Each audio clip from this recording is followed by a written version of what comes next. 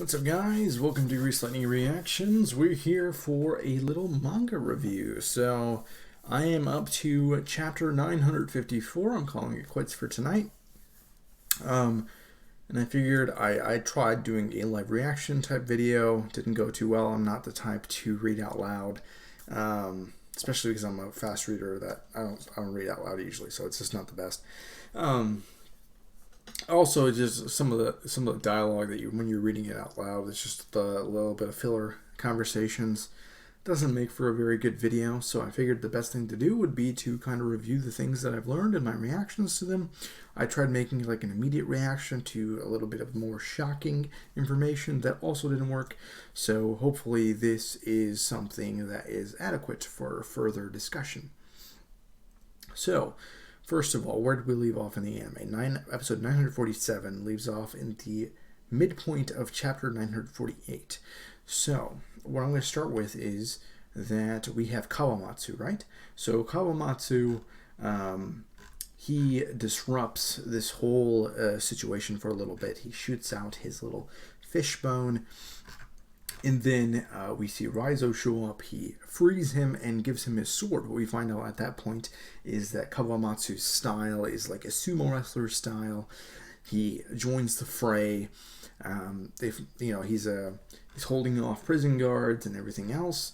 But it seems like these other people continue to have no real hope or anything. Kiku, we find out, is a dude. I think that's I wasn't sure if that was the impression that other people got of her when she's wearing the demon mask, but she did say, like, what did she say? Like, he say, I'm a woman at heart. So yeah, it's very confusing. I guess they purposely cast the voice actress for her in that manner to, lead us on and like really not give away this surprise. So there it is. But Kiku looks like a freaking demon when that mask is on, looking badass as usual. Has always been badass, so nothing really changes. And then let's see. Okay, is that the end of the chapter? Really, that's it? Oh, I guess it ended with the the little image of them all together. So we can move on to 949. This is when, let me see, I'm going to make sure that I'm reading this in order. Everyone's fighting, everything is going great.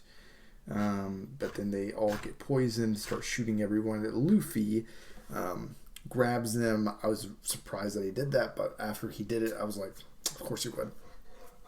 Very heartfelt speech about you guys want us to leave you alone because all this misfortune happened to you.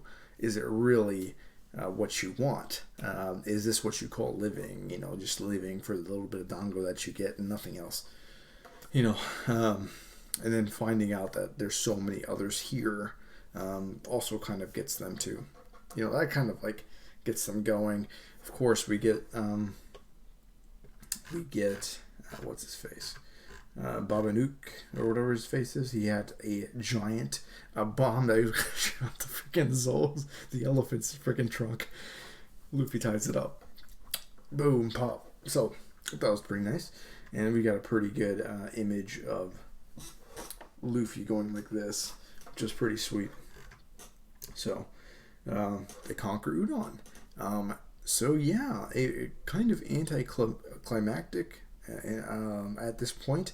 Luffy had a very good scene, but I guess when Queen had already left, I wasn't expecting for it to be like a huge ordeal, but I think the major culmination of this is when all of them come together in the middle with Kiku and Raizo and Kawamatsu and Luffy with that foursome in the middle, and then Luffy's heartfelt message to, basically the truth, like, do you actually feel like you're living? And I think it was a really well done scene as far as that's concerned. We move on to 950. Kid obviously asks if he can team up, but he doesn't want any alliances because we'll get to this. He doesn't trust anyone, specifically because of what happened with Kaido. That's number one. And then of course he doesn't want to work with Luffy. He's a rival, of course, but their interests are going to align. So this is basically an alliance, a pseudo alliance in a way. My enemy is your enemy, so in that type of way. And then Chopper gets to work, saves everyone. Momonosuke bowing down. We get a pretty good scene of what's his face? What's his name? The big dude with the pink hair. Shuten Maru. We get a little flashback. We'll get the grave scene of this massive grave. I'm like, what the hell? Who are all these people? And we find out that 20 years is a long time, and in that time, Kaido is still menacing. He's still doing all these horrible things to them, taking away their water, food. They decide to go down swinging. So it's the death of everyone that wanted to die a noble death. So it's not so simple. So I thought that was a good scene. We're moving forward. Let's see. It's Zoro talking about killing Orochi. We get this little scene with Law. It's like, oh god. Law couldn't do anything at this point just because of the lives of his crewmates. Alright, we get the information that basically, Shogun Orochi has been told that, even though we didn't get Luffy, at least we got Law. So, he was too easily satisfied. I feel like his personality type is the kind that wouldn't fall for something like this too quickly. He's a very greedy individual. So I was surprised that he was like, all right, torture him. We can find out everything. Instead of being childish like he usually is. I don't know. All the wanted posters. Okay. Beppo and the other crew members are actually out now. Law.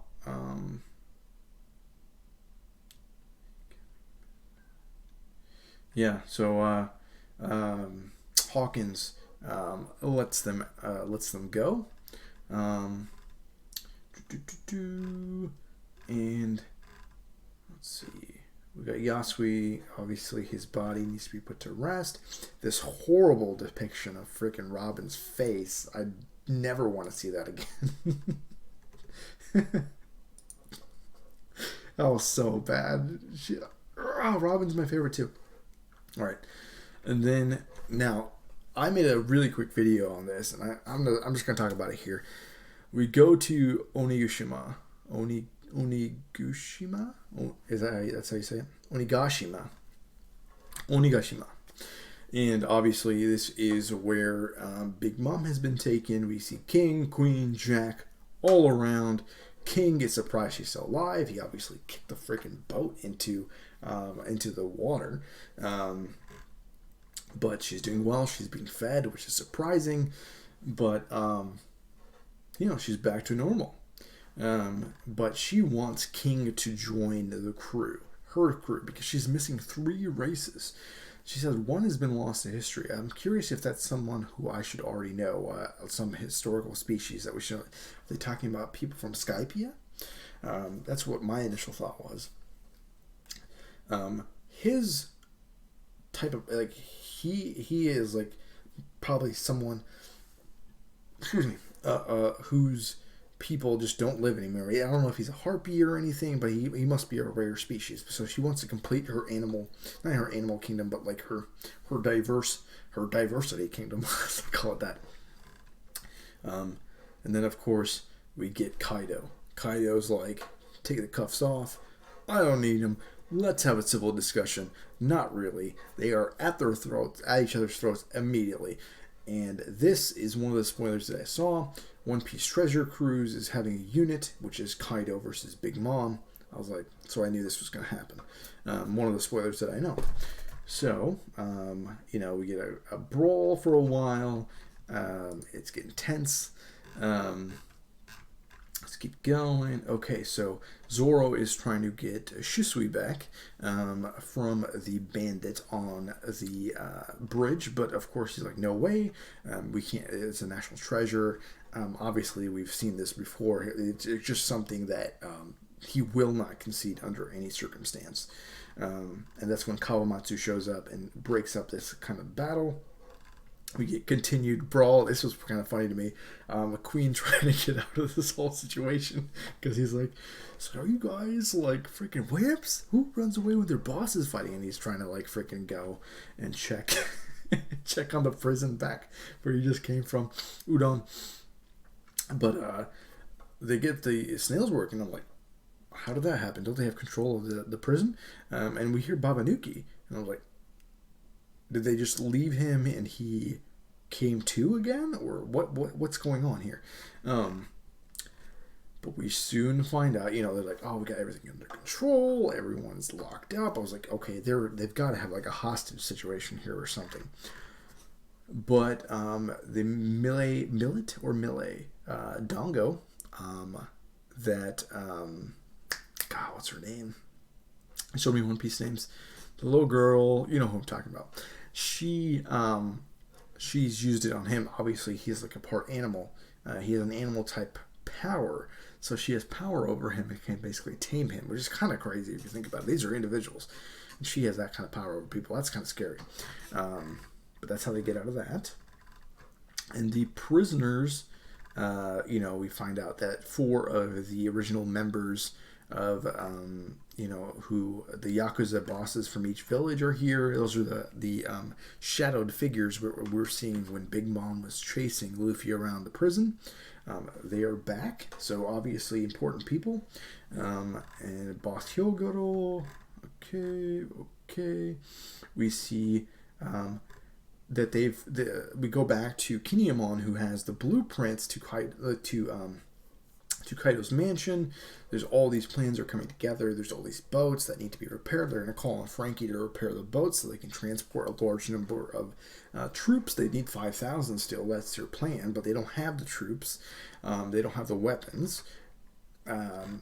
What they do have is now they have 3,500 more men.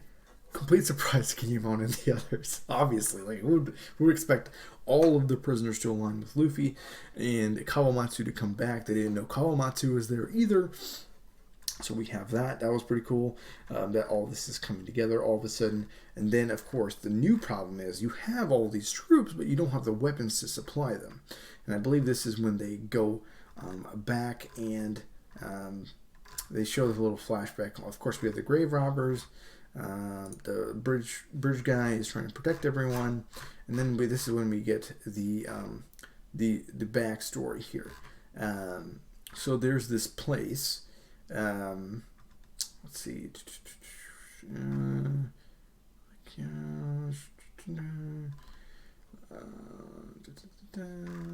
Okay. So this is I believe this whole thing is a flashback where there's this fox that's protecting all these graves with all these swords and weapons of his fallen, I think it's his masters, his lord that lived there. He's protecting all of these at all costs, but Kawamatsu here knows this is going to be a great boon in the future because there's all these weapons. The weapons are banned, so eventually it's a pretty touching story. I really enjoyed reading this part, but he has to convince themselves that the best way to honor the lives of the fallen are to utilize these weapons in the future, and kind of stop any tyranny using those weapons, using the weapons of the fallen comrades of the old guard, let's say. And to do this, to make sure everything goes well, it turns out that Kawamatsu is the one who is the originator of this whole bridge ploy, which I was like, okay, so where is this exactly going? He's protecting everyone. Eventually, they have to dig down, and they have a storage space, so they can go back to this fairly easily now. And that's where all the weapons are contained. So now they have all the weapons that are needed for the rebellion. So a lot of things are coming together rather rapidly. You have the people here. You have the foot soldiers. You have the generals. You have Luffy's back. You have the weapons. You have a method that Luffy can harm Kaido now. So a lot of things are coming together. And this is also when we find out that the bridge troll was actually the fox the whole time. So he saw Kawamatsu doing the bridge troll type of ordeal, and he kind of took that upon himself to further defend this area in the future and gather more weapons. That was something I did not see coming at all. And now we get back to Zoro. It's like Zoro needs Shisui back so we can do his 3-sword style. Lo and behold, it's a national treasure. We can't do this, but why don't I give you my late father's blade, Enma? So we've got maybe a blade that is even more deadly or just as deadly as Shisui.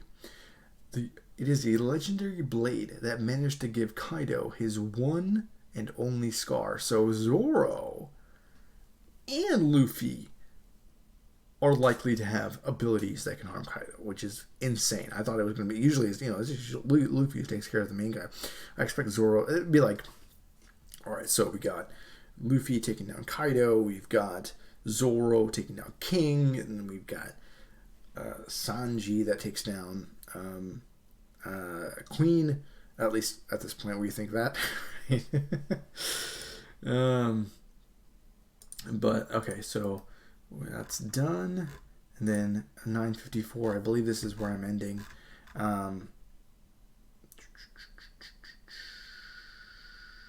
Lady Hiyori, you cannot give Lord Oden's keepsake.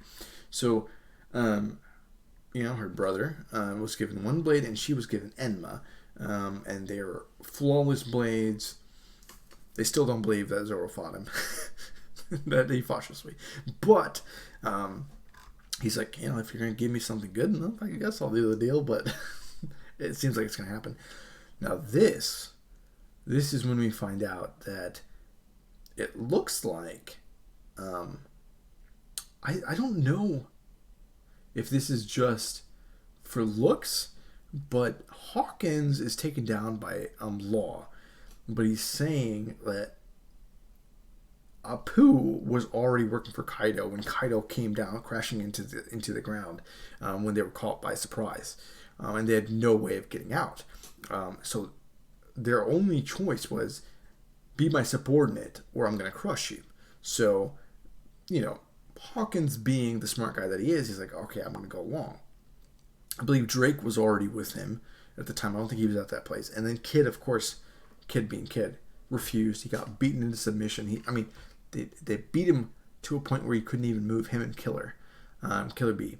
Not Killer Bee. It's Naruto. Killer. And yeah, it looks like he took whatever chance he had to survive, and now he's letting them go. I believe it looks like he's pretending like he got beaten, and he's letting him go because Drake isn't around. I feel like if Drake was around, he couldn't do this. So he's letting him go. So there's 6 days left. Luffy's continued to train. He's trying to figure this out. Everyone's coming together. We see visuals of where they're going to meet up, what they're going to do. They're having a strategy meeting, and then we see that there is. They discuss the second method. Instead of coming up by the carp on the waterfall, there is a way to go underneath and up through a gondola, and we have these numbers or whatever coming back to attend a banquet. And we see Scratchman Apu for the first time in a long time. I don't think we've seen him since he got destroyed by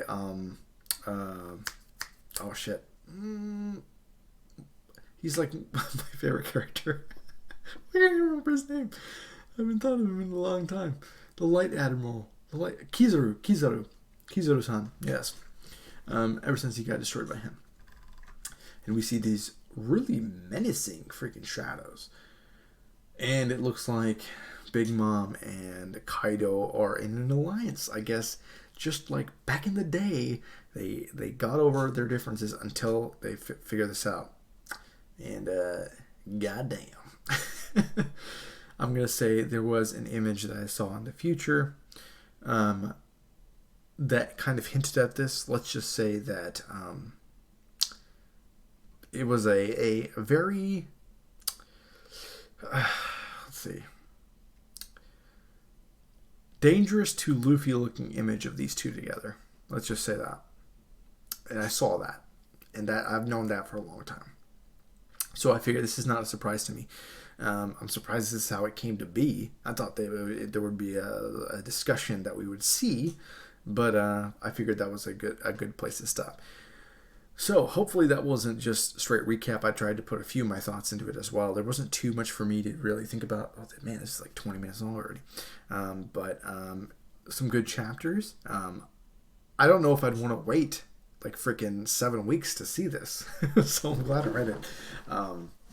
So yeah, let me know if you guys like these type of thoughts. If you guys can give me some feedback, how I can improve it, or other ways I can do this. There's not as much like discussion material for me to do. More so just things to that I know now that I didn't know previously. There's some new information, stuff about the 3 races that are not part of Big Mom's army. Obviously, King being one of those long lost races, and then one being lost to the sands of time. I'm assuming that's the people of Skypiea. The whole nature of the troll. Hawkins letting Law go, that whole situation, the backstory with the swords. Like, there's a few like holes and everything, and then we have the blade that can cut Kaido. That's some pretty big news as well. So, we'll leave it at that. Hopefully you guys enjoyed that. If you did, please like and subscribe. As always, thank you for watching. I'll see you guys next time. Bye.